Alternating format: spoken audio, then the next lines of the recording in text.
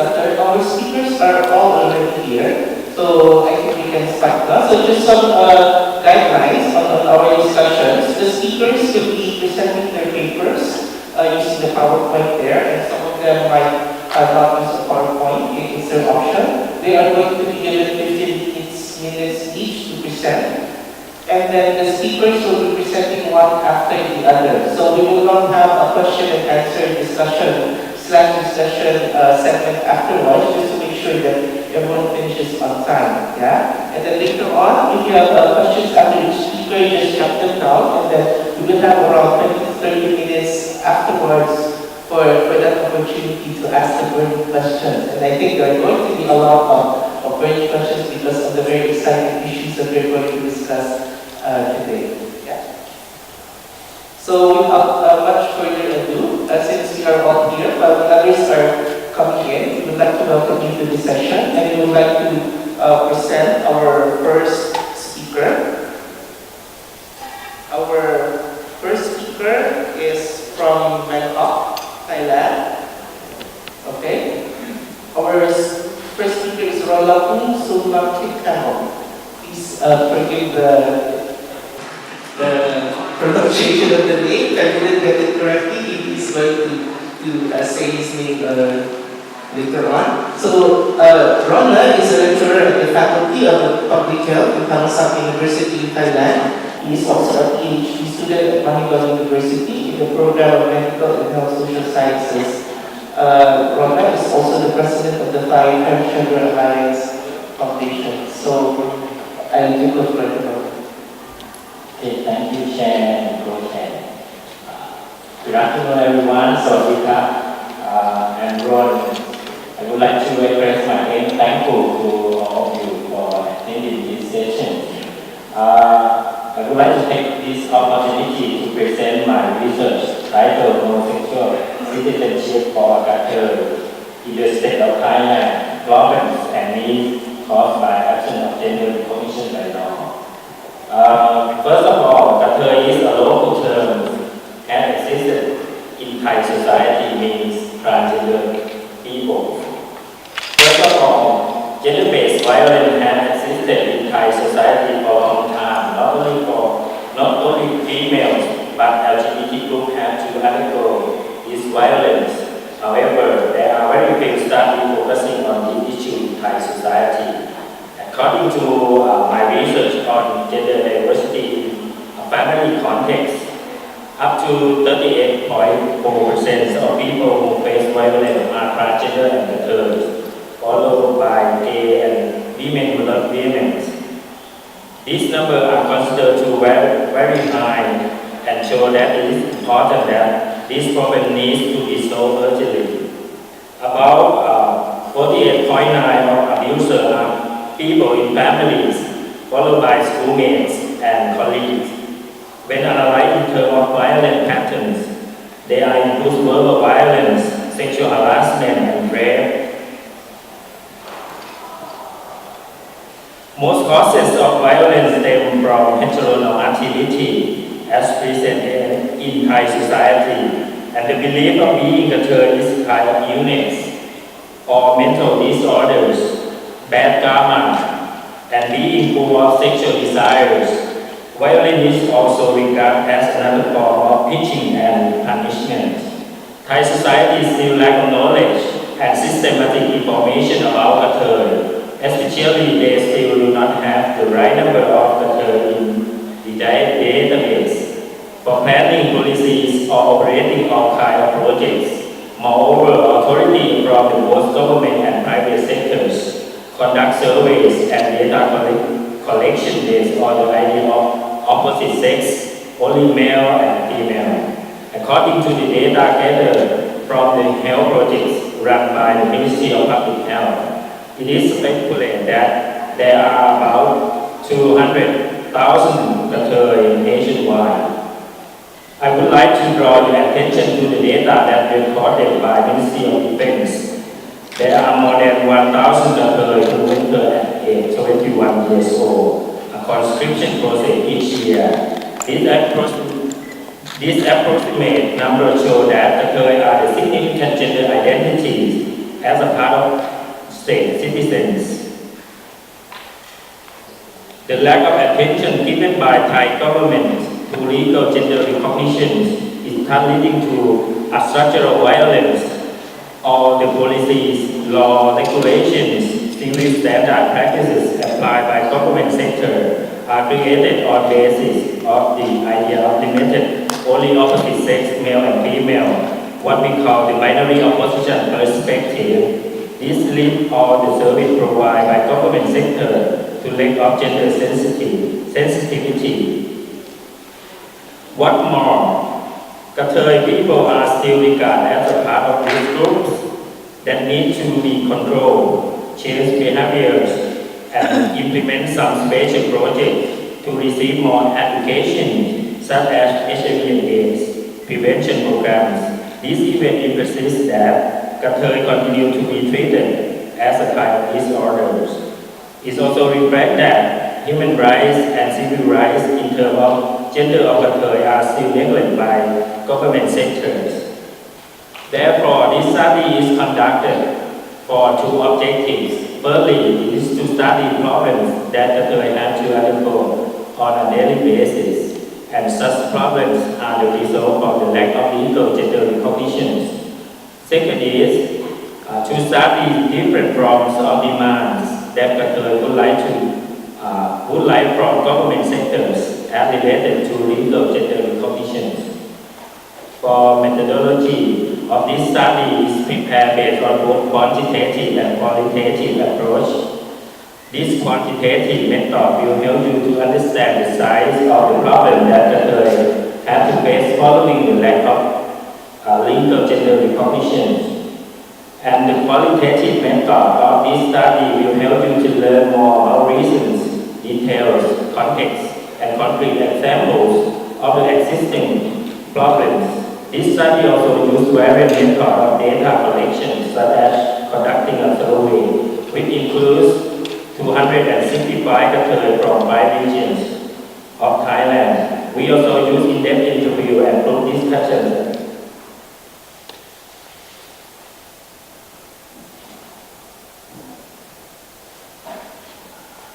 According to the study, we have received the following findings. Most Kathoi are aged between 21 to 30 years old. Most of Kathoi graduate with bachelor degree. They declare themselves to be single. With 15.5% of them declare to have a relationship. Most Kathoi are Siddha and Buddhist.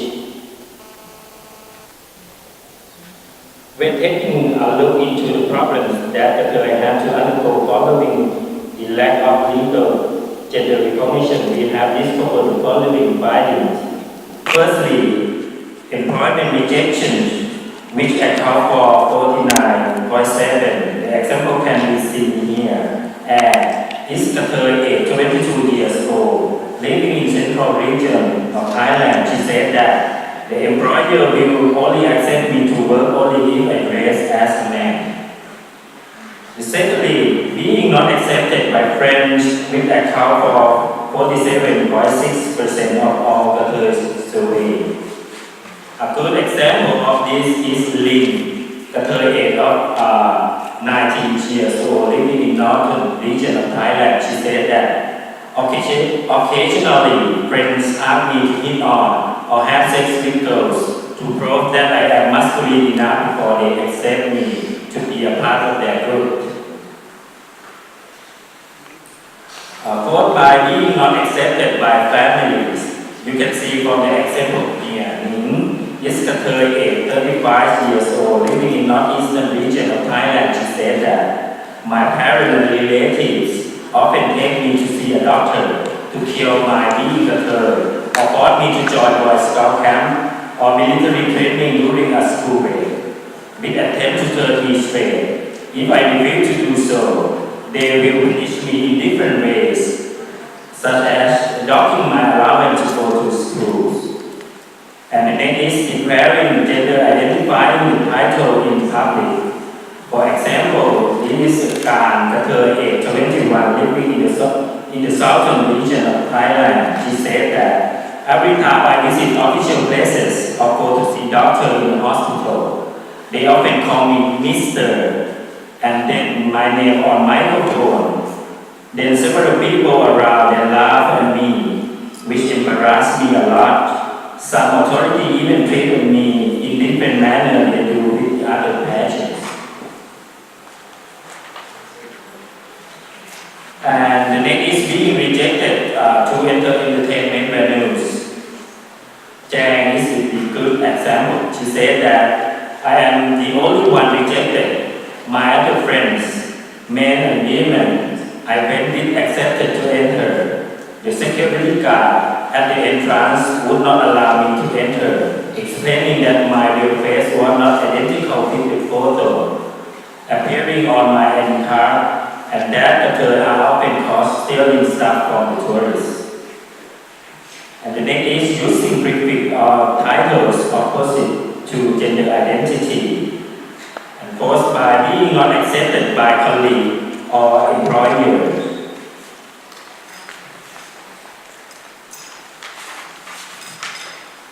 Caused by uniform and dress code at work. G. Agathar, age 30, living in northern region of Thailand, state that during any official events, I am required to put on dress or uniform that accord with my biological sex, although I wear makeup, which always make me the joke of the workplace. And followed by the problem about application for ID card. A good example is she said that upon renewal of my ID card, the authorities asked me to bring some relatives to certify my identity because the photo that appeared in my last ID card was not identical to my real face at that time. Actually, the authority could use my fingerprints to prove my identity. Lastly, problem occurred during conscription process.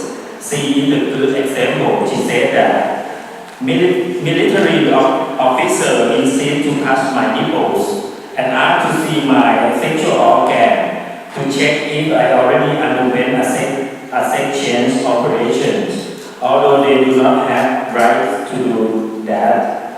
I felt embarrassed and intimidated at the same time because I was dealing with soldiers.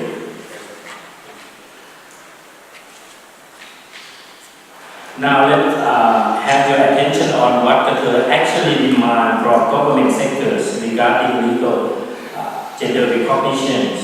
80% of Qatar demand government sectors to grant them the proper rights to social security and health insurance. They demand no gender discrimination in admission to educational institutes and recruitment. They demand for gender identity certification from government sectors and a legal marriage or divorce for LGBT groups.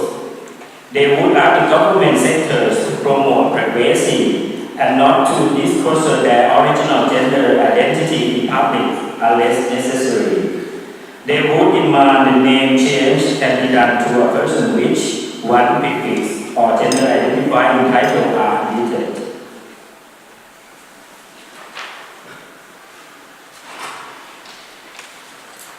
They ask the government to provide medical services and related to body modification, such as hormone replacement therapy, sex change operation, and to provide recuperation times as needed for patients to recover in the medical ward.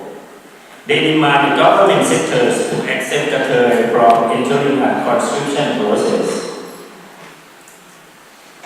As you know, structural change alone is not enough to get rid of violent issues against Qatar. It is important to change attitude, belief, heteronormativity, and binary opposition perspective in different levels from individuals, families, to communities.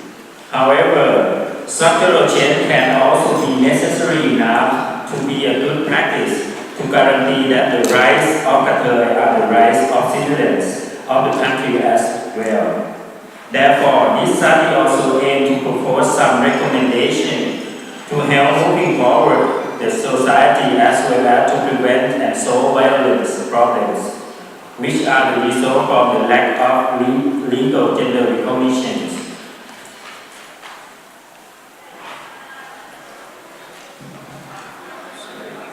The following are some recommendations. Government sector could consider to promote the acceptance of gender identities and gender diversity. Such can be publicized through media campaigns, corporate activities in venues such as school department stores. Government sector could consider to carry forward the significance of sexual diversity and gender identity to protect their rights. Furthermore, it is also important to promote their equal rights to human rights, occupational rights, as well as other rights, and freedom that they are supposed to have. Every related sector shall be part of moving forward this society by helping Qatar people to have more understanding about legal gender recognition. This could be done by improving their knowledge about human rights and sexual rights. More concrete examples of right improvement can be observed through law applied in overseas countries.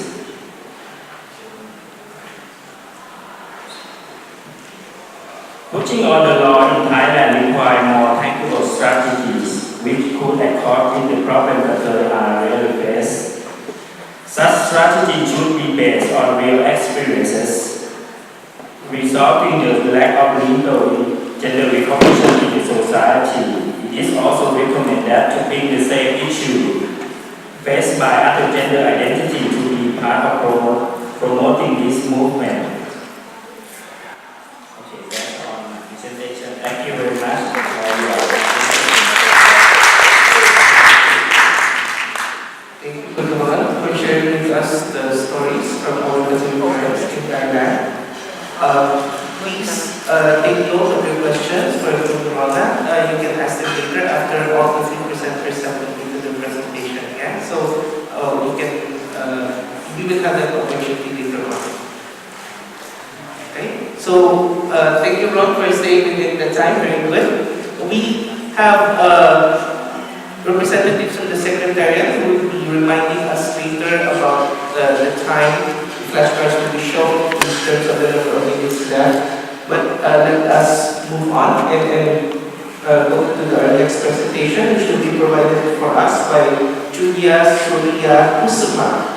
Julia is a leading Indonesian opinion maker, columnist, author, scholar, public intellectual, feminist, and a human rights activist.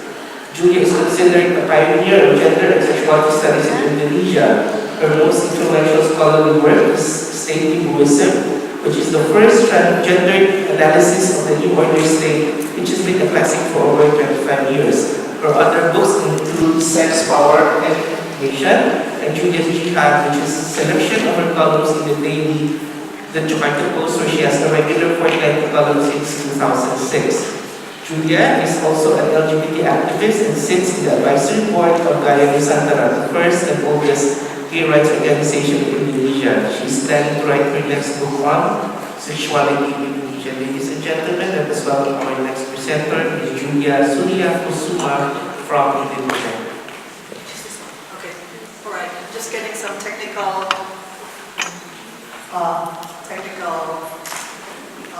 guidance from my colleague.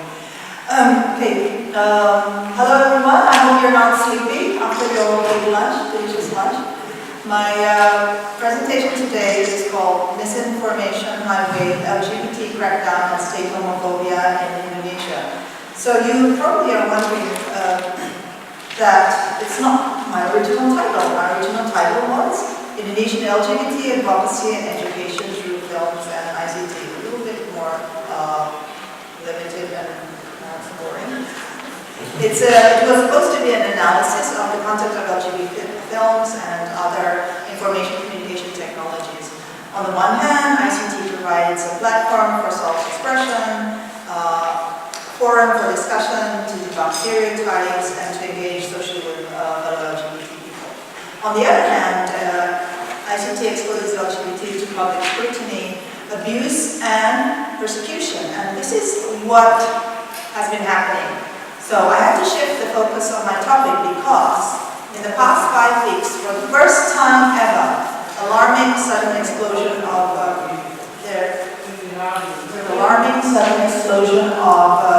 anti-LGBT sentiment. The LGBT community in Indonesia has been hit by a sudden onslaught of inflammatory hate-filled statements, screaming headlines in national and international media, including the New York Times.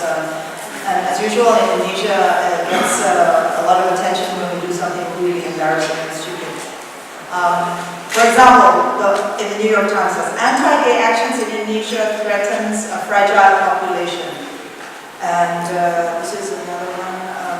Could Indonesia be facing an anti-gay crackdown? More headlines. Growing conservatism fuels prejudice against LGBT. LGBT groups face state persecution. A moral hazard in Indonesia, flashpoint over gay rights. Indonesia wants messaging apps to drop same-sex emoticons. I mean, how threatening can an emoticon be? Have you seen the emojis, the same-sex emojis? Have any of you seen them? Yeah? Okay. So you know what we're talking about. And where's the source of this moral panic? From the government is the first source, the Vice President Yusuf Kala, and I use the word vice advisedly, if you know what I mean, and various other cabinet ministers. For example, the Minister of LGBT not welcome in university. This is the Minister of Science, Technology, and Higher Education.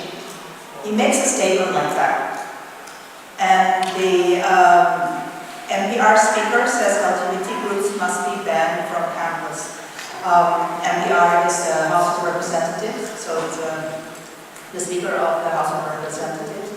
I don't have the link here.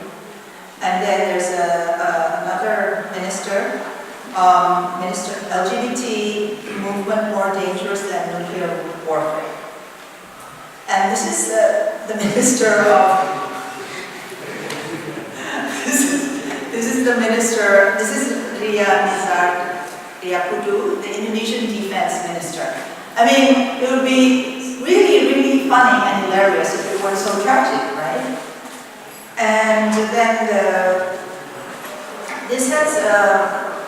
the government demands UNDP remove funding for LGBT programs.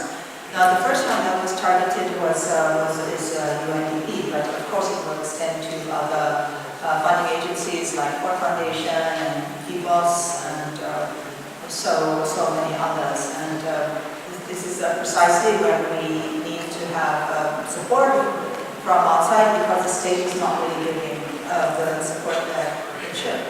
And then there's more from the government. Commission wants TV, radio free of LGBT. This is the Indonesian Broadcasting Commission.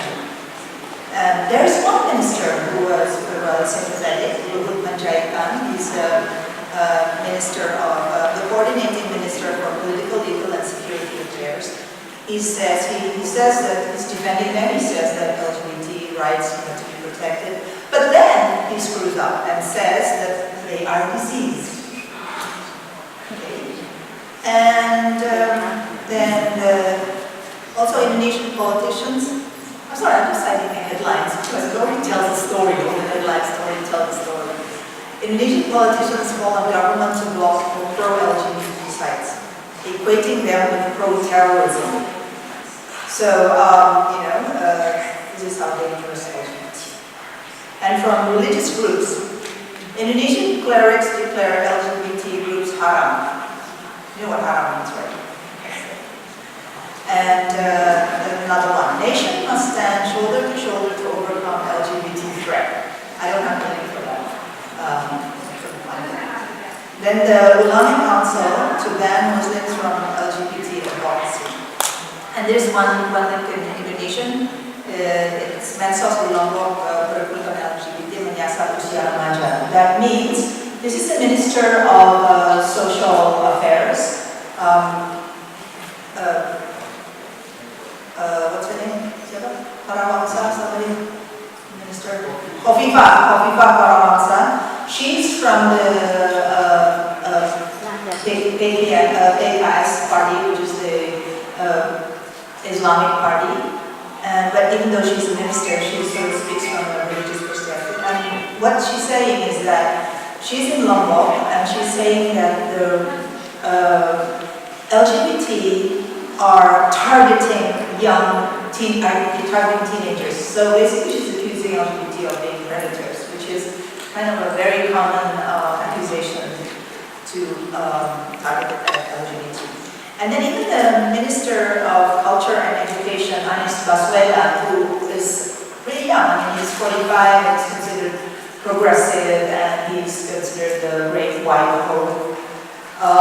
He actually said he's warning parents to guard their children against LGBT predators. So even this progressive Muslim is a gay basher. And more from religious groups, hardliners visit transgender Islamic school. Of course, to try to disrupt their activities. And then this is another one. This is in Yogyakarta, the transgender school. And here's another headline relating to, I think in Bandung, that's the capital of West Java. FBI Islamic hardliners search boarding houses for LGBT people. Okay, so of course the human rights group are responding, and they are saying they say that human rights activists want against statements condemning LGBT people. Then the Komnas HAM, which is the Human Rights Commission, slams vilification of LGBT by officials. This is actually, this headline, reported abuse against LGBT, the tip of the iceberg, is actually from 2013, but I put it in because I think it still represents the situation now. And I found also a letter from Human Rights Watch to the President Joko Widodo to defend LGBT rights. Actually, in December, I mean, Indonesia had never been pretty much lived in peace with LGBT, homosexuality, and in last December, Deutsche, our most famous and entertainer and talk show host, who is a woman who used to be a man, was invited to the State Palace and dined in Pullman style with the president.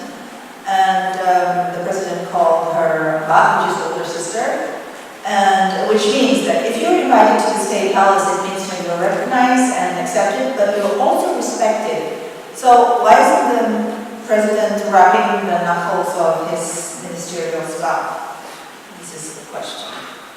So why this moral panic and state of religious hysteria?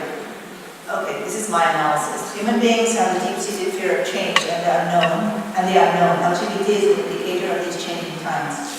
So this moral panic is a reaction to significant successes the LGBT community has made globally and in Indonesia.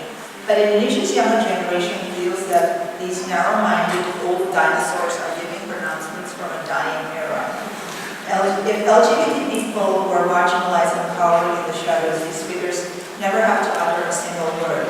Everything is lined with their bigotry. The fact that they are speaking up now signals they are losing control. The more they howl or protest, the more panicked they are. They have already lost. These are the desperate screams of defeat.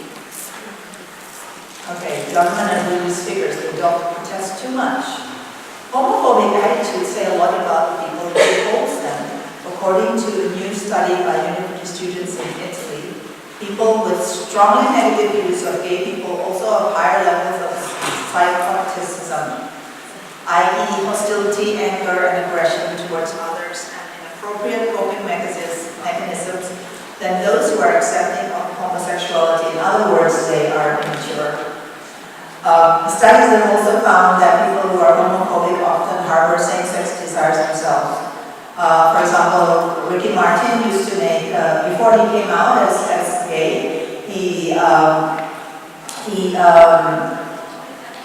made homophobic statements.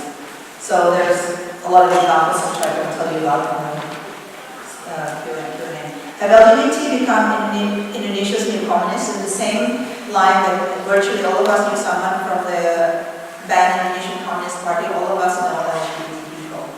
So they could be our famous, because I'm running out of time. In any given population, 10% are gay. In Indonesia, that would mean about 25 million people. That's a lot. That's a lot of people to cure, and since the WHO has stated that homosexuality is not a disease, what's to cure?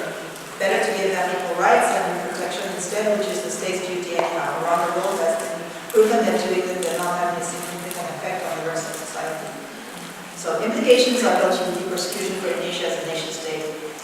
It has implications on the fractional minorities in general, religious, political, ethnic, disabled, etc. It has implications on our civil rights and liberties and freedom of expression. It's an abrogation of our constitution and state duty. And also, it has implications on what kind of nation do we want to be? A democratic one, or a nation where not just the constitution, but science and logic are overruled by religious fanaticism, bigotry, and fear of the other. In the past, it was the communists, then the liberals, now it's LGBT. Who will be the target of state persecution next? I would like to draw your attention to a column that came out in today's Jakarta Post. It's called State Hysteria, Leading the Nation with Homophobia. Please Google after 5 p.m. today to read. Thank you.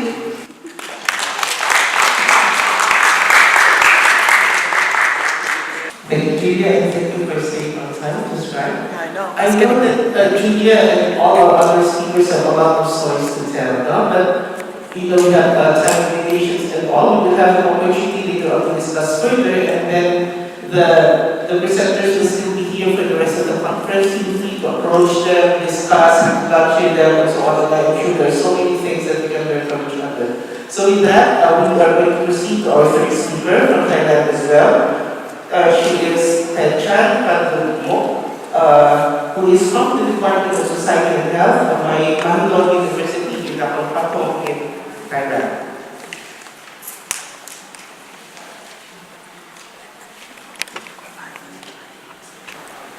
สวัสดีค่ะ Chair, co-chair, and organizer of the 8th Asia Pacific Reproductive Health Conference. I would like to thank that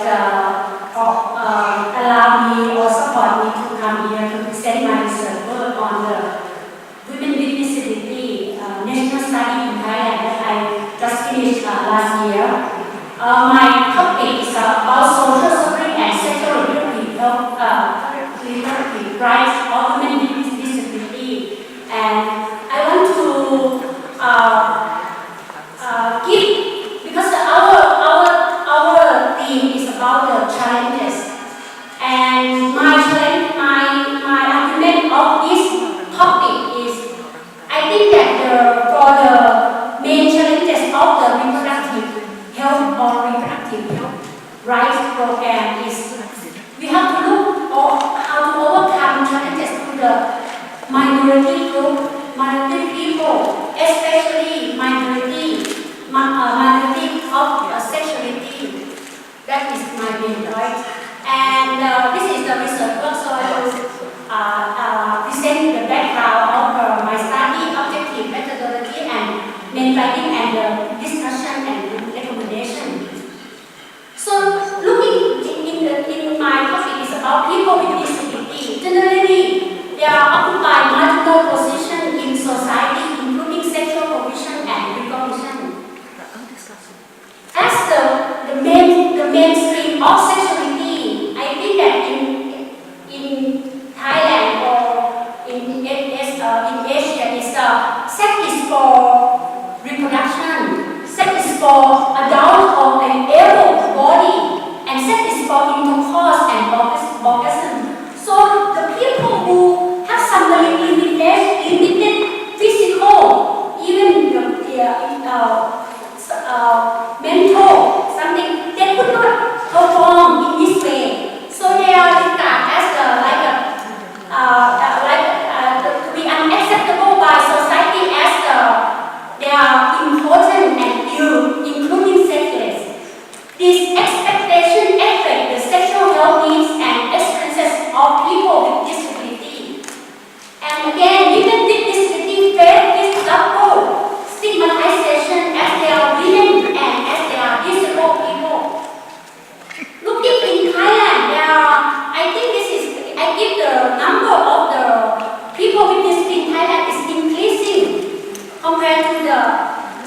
10 years back, you can see that it's increasing due to the chronic illness, aging people, and also exchange or some disease that exists. And then now we have in 2008 we have Act of the People with Disability Health Promotion in 2008. But you can see, and we have like a register people with disability will register to get the social welfare from the state. But you can see that the number of the people who can access to the state welfare is lower than the real number. And compared to the male and female has lower number to register as the disabled people in Thailand. So that's what and it can link to that. The women with disability can have less access to the state welfare in Thailand. And looking in this is the national statistic in Thailand in 2007. Education level of people with disability between male and female. You can see that women with disability are less likely to be educated and employed than the men with disability. This is about the employment. You can see that the unemployed is higher in the women with disability, higher than the male. This is about the data. So and I want to for my assumption or my argument is why is happened. So I have my perspective is I look at the cultural discourse of disability. More than 90% of Thai are Buddhist. Meaning of disability in Buddhism is an outcome of a voice that a person had in his or her previous life. So disability is seen as a karmic punishment for serious wrongdoing in a previous life. It promotes an attitude of helplessness. And the common opinion is that things are as they are and there cannot be changes. Buddhism teaches to have mercy on the weak. In one hand, it might be regarded as a good social characteristic promoting the support of the person with disability. In another hand, it can also be viewed as preventing a person with disability from joining society on an equal footing as they want to protect the weak from any harmful circumstances. So that is a cultural discourse. And for looking at the social discourse of disability in Thailand, disability is expressed in Thai as a pikan. The literal meaning of pikan means physical handicap or to have physical defect. This term has negative connotations, meaning unable or imperfect. And this is together with the objectification of medical discourse, classify disability as impairment, unable to function in routine activity or deficiency. So this is work together. So that social representation of people with disability in Thailand is like an object of pity, imperfect, if abnormal or in some of its impairment, childlike or freak of nature, unattractive, dependent or unproductive, need protection. Somehow is attained by disease and ill health, like a mother have some disability, have a physical disability, maybe afraid that she can get pregnant or not, because they think that it will transfer to their baby. So this is about social representation. So this research is that my objective is to explore sexual and reproductive health experiences of women with disability and to describe social context and explain how stigma and discrimination in the institution and society, including gender, influence their sexual and reproductive health experiences. And this is I apply the mixed method with the qualitative method and quantitative method. Qualitative method, I apply the purposive sampling and in-depth interview with 30 respondents. And quantitative, we apply the context multi-stage sampling to be less representative of the nation in the 20 provinces of 4 regions in Thailand, about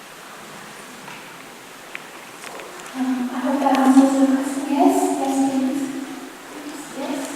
Could you identify yourself, please?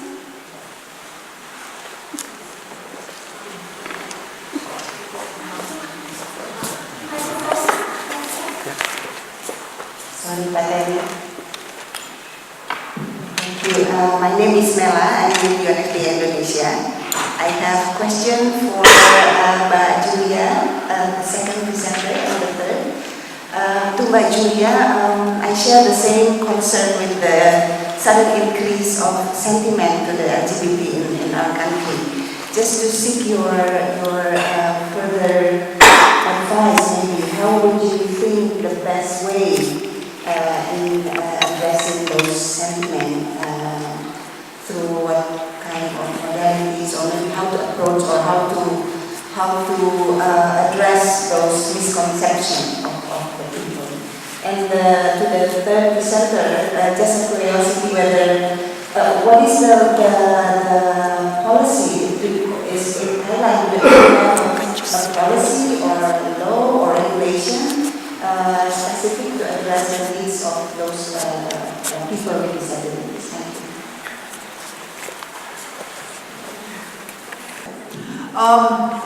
Thanks for the question. It's a million-dollar question, but it's a question that keeps on repeating itself, I think, because this moral panics appear over and over again.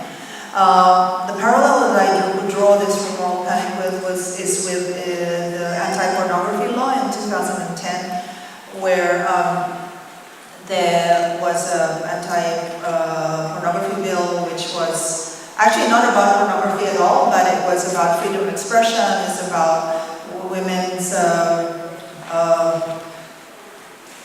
control over their bodies, about sexuality, about sexual rights,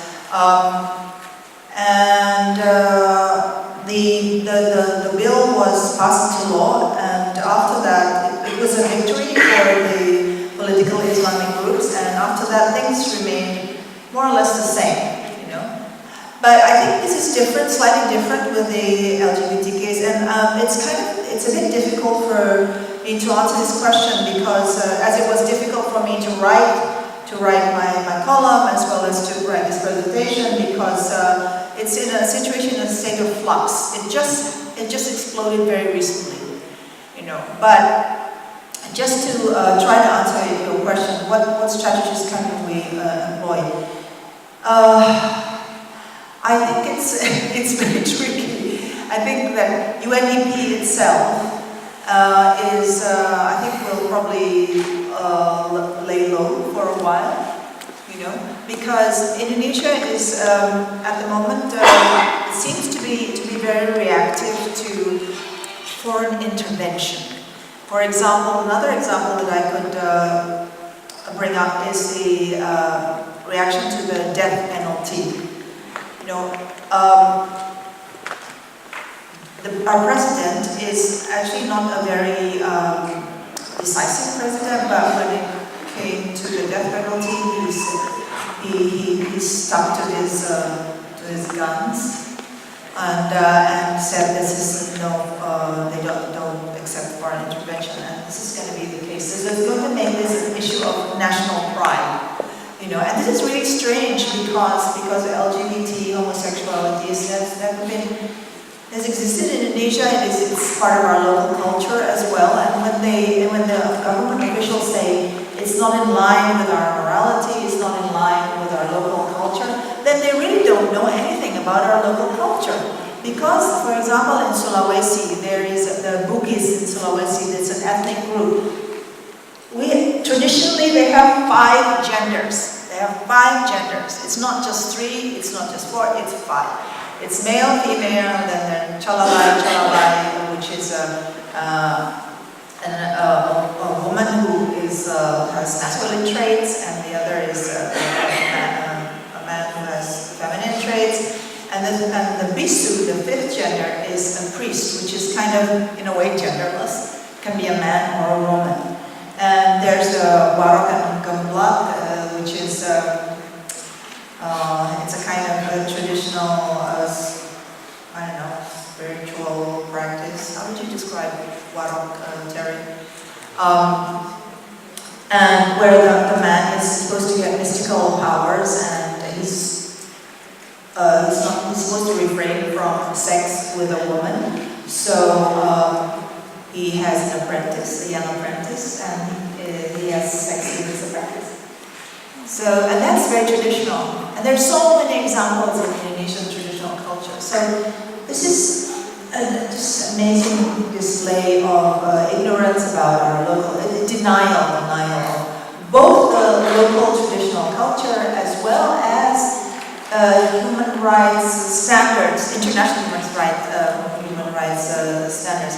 Oh, another thing, all these religious leaders who are saying that it's against religion. Well, in the religious boarding house, there's a tradition of Mayaril. Mayaril is partnering a senior student with a junior student of same sex, of course. And it usually includes, because these are teenagers, so raging hormones and everything. So homosexuality is an institutionalized part of Islamic boarding school, actually. So I'm not quite sure how to answer your question. Actually, I think that maybe we'll have to see how this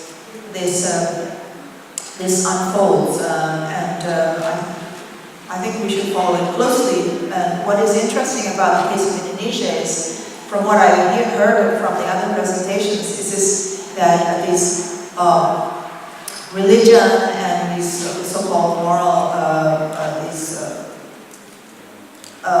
morality and traditional mores, they are what stand in the way of sexual rights. So let's see how things unfold.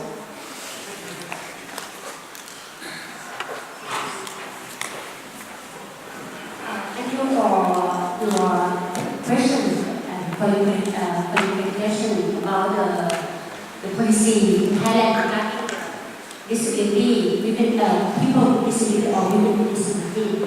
I want to, in Thailand in 2007, there's the government implement or adopt the act called People with Disability Quality of Life Promotion Act. And this is a comprehensive rights, youth and comprehensive rights. What that means that they should, or the disability should, if they register they should get the education, compulsory education, work, health service. Okay, that's all that they should get. That is by law. But and another thing is about for the women with disabilities, we have 2 years ago we have a national plan especially for women with disability, like to promote quality of life, specifically women with disability. That is in Thailand, and of course we have a constitution that state that everyone should no discrimination and to get their right, basically right. That's what we and people with disability have act on education act. The education act. So it means that I want to say that we can say that in Thailand we have all the policy or act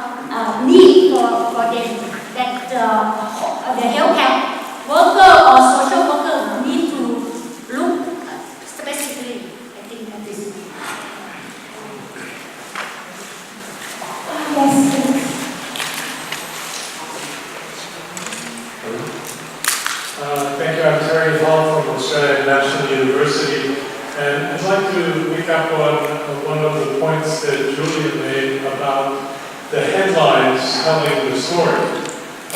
Mass media has been what is in our mind because it's really been a great upsurge in the last few weeks. The story really goes back a much longer time. We have problems with the programs of universities being threatened to be shut down, people being fired from their jobs and so forth. And it goes back over months or years and so on. I suppose that the challenge for researchers, and I take this conference as being really a gathering of researchers in all of the countries, is to deal with this massive change that we have from the mass media to the social media. And what is happening there? Because I would expect that I should be encouraged by an upsurge of social media defending LGBT rights. But I haven't seen it. Now, it could be just because I'm on the wrong websites, though I'm Facebook friends with Julia, so I expect that she's going to be tweeting. But I don't know that we are skilled enough as a group of people who are supporting sexual and reproductive health rights to be on top of the social media now. When we talk about what should we be doing about something, I don't even know where to begin talking to people. The people who are making these statements in Indonesia, the government ministers in Australia who are calling for LGBT-aware programs in schools to be closed out, they are immune to our arguments. We have to be able to talk to a broader audience. And I know that Julia makes her career talking to one of the biggest audiences in newspapers in Indonesia. But what can the rest of us do? And so I'm asking her comment on that.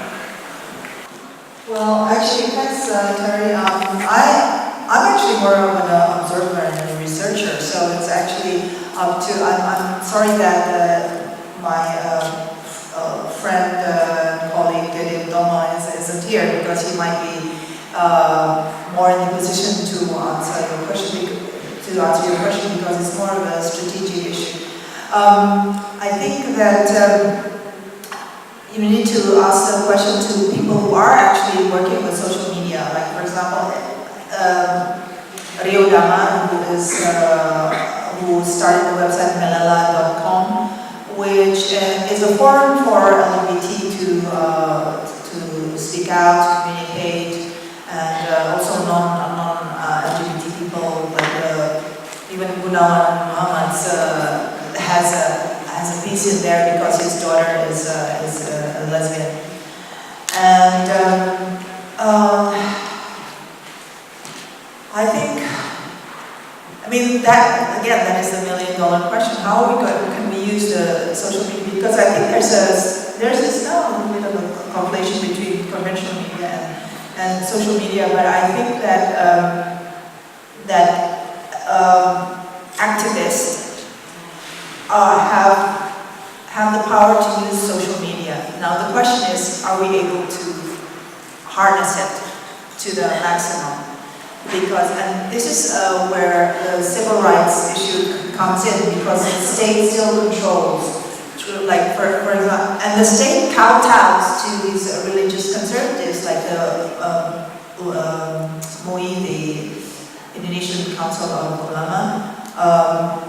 And so it's like the Indonesian state has become like a pseudo-Islamic state, and imagine equating LGBT sites with terrorism, or saying that LGBT is more dangerous than nuclear warfare. It's so embarrassing. So I think my answer is similar to the lady who asked the question before. That is the challenge for us, because social media belongs to young people, belongs to activists, belongs to NGO groups, and we should really try to harness that. No, I'll give him another report in a few weeks' time. And Facebook, which is also social media.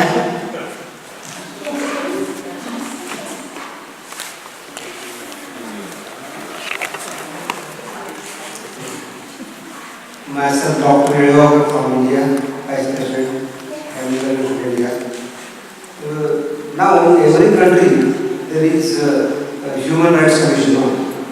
So, in every country, there is Human Rights Commission. So, are there any groups or organized individuals who are approached to the Human Rights Commission? And what is the response of the Human Rights Commission? And I know you have said now that Indonesia is pseudo-secular. But as the king of Indonesia, as per the constitution, he should be Islamic.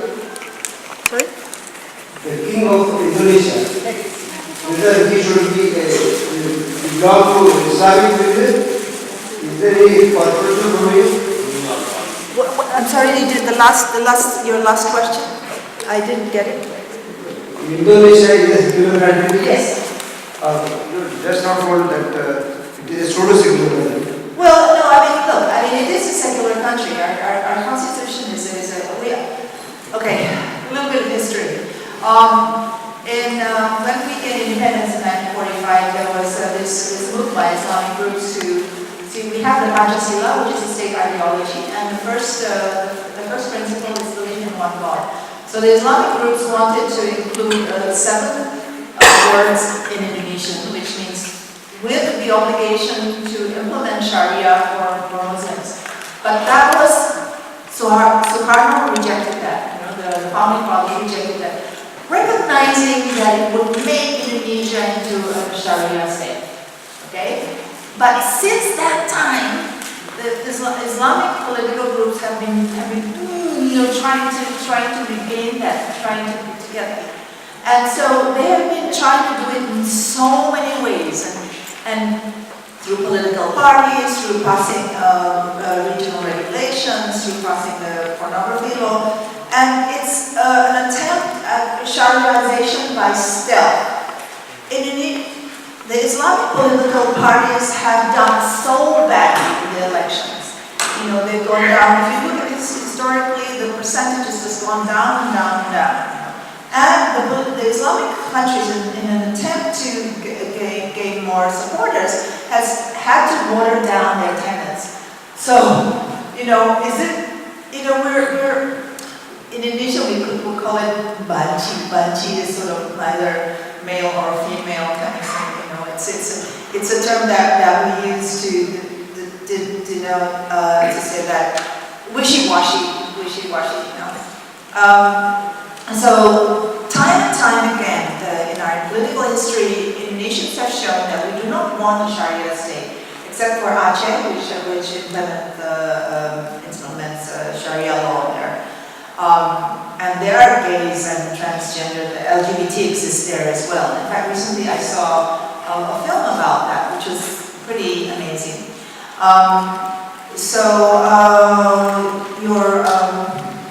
The Human Rights Commission is a semi-autonomous government organization which actually really upholds, was slammed to the statements of government officials saying that it's against human rights, against the Constitution, but it can only make pronouncements. It doesn't have any power to implement. And it all started with the parliament. There was somebody, an MP, from an Islamic party, who made some statement about this program at the University of Indonesia. Actually, I forgot to include the link for another column that I wrote about a month ago, which is about that subject. It's the title of the column is Fear, Islamic Ignorance, Not Terrorism. Because in fact, Islamic terrorism is very small. When you look at terrorism worldwide, in the US, only 2% of terrorism is religious based. And I'm talking about all religions. Europe is the same, only 2%. So what is this? Terry was talking about the media. The media blows things up. it creates an impression which is not, so the media, the conventional media, doesn't represent blows things out of proportion. So in the world, you always have to have this duality. You have the communists versus the free world, you have cowboys versus Indians, So it's like human beings need to have an enemy, to exist and to feel that they exist. And now, I think in the case of Indonesia now, these politicians who are making these statements, they come from a dying era actually. They know that eventually, I don't know how long it will take, they will be wiped out. I mean, because the tide of the times is against them. It's the values, it's social media, it's in the long run they will lose, and they know that. So it's actually an existential battle. That's why they are fighting for their life. See, so they're fighting for a set of values, an era which is actually slipping away. This is not something that we can. We're talking about civilizations. We're not talking about a debate that runs over a few weeks, a few months, or even a few years. It will take a long time. It will probably take the generation of my grandson to be fully liberated and accepting of minorities so it's not. So Indonesia, the motto of Indonesia is Bhinneka Tunggal Ika, unity in diversity. And we recognize that our pluralism is what makes us great. So how come we're destroying ourselves?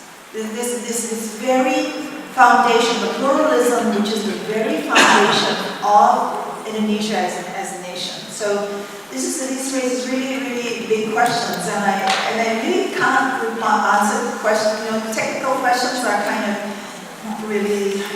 It's not at that level. Yeah. Okay. And I think India is actually. I'm always very interested. I was actually born in India, and Indonesia and India are very similar. I think so. Maybe you can also give some. Indians also believe in unity and diversity. Yes, I know that. Okay. Yes, please identify yourself. Yes. I'm from Myanmar. Now the question about segregation. Now the LGBT is increasing number. They are struggling for the recognition of this kind of LGBT in any religion, Buddhism or Islam, and any religion. Is the majority of people think that it is against the nature, but our main focus is to what are the challenges to get the healthcare services for these people, and need to find a way to overcome the challenge for those people to get the universal access for healthcare coverage. Before I came in this meeting, I hope that there will be present some challenge for healthcare service, but now I learned about some presentation about the recognition of the LGBT and struggling for the right to have sex and that's etc. But the main focus is to find a way how to get access for these people, for how to find the hidden population and how to get reach of this is my suggestion. Thank you. Thank you very much, Leah, for your suggestion. Because LGBTs in Myanmar, they are a very hidden population, and we have very limited research on LGBT population.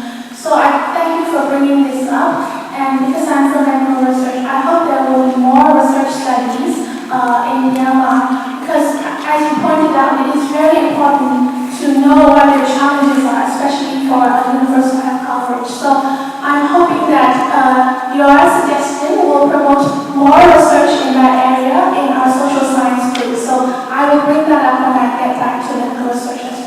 very much now. Are there any more questions, comments?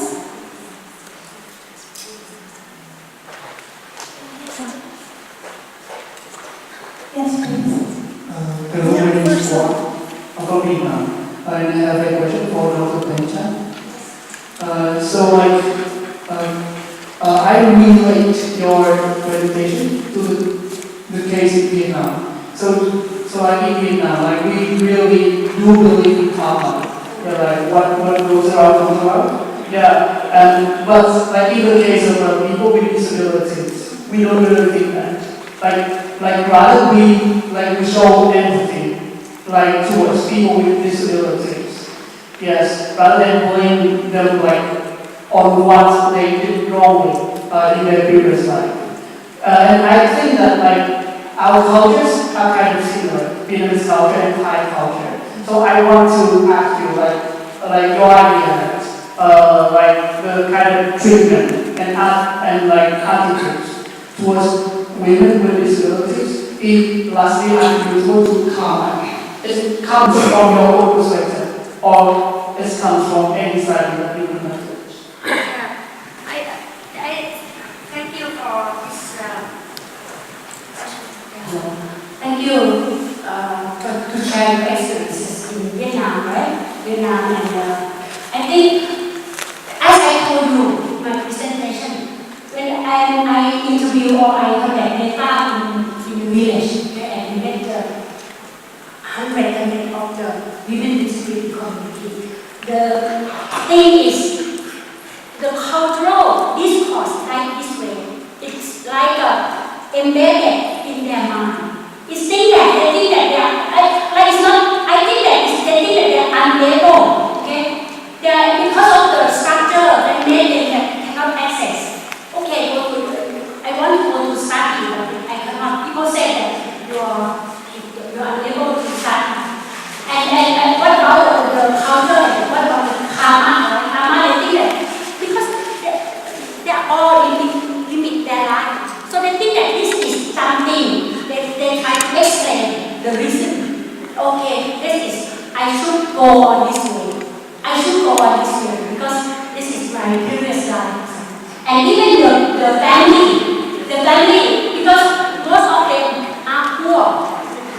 I can say that social determinant, right, may affect the living quality of life.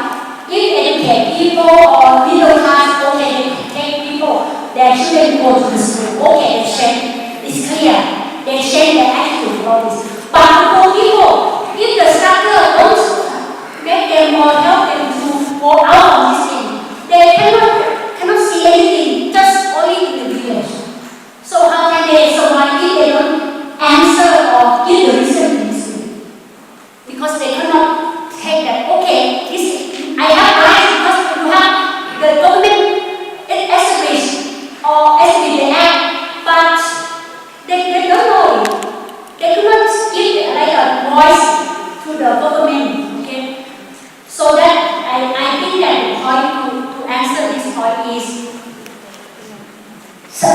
the act, the law, okay, or the officer or the peer group, this group have to give the knowledge to them, okay, to them this is the right and reproductive right that is your own. As a human being, you can accept, you can have, okay, you can perform in anything. This is your own right.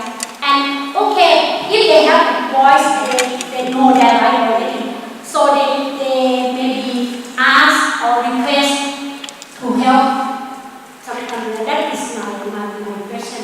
I think that the point of this thing is it's about the structure that made them think this way. But there's a group that shaped the attitude already, the educate and family. So it means that it doesn't mean that the culture exists and we cannot change. No, we can change by the social media or school or whatever. Okay, that's it. Yes, thank you. Yes, any more questions? We still have time, a bit of time.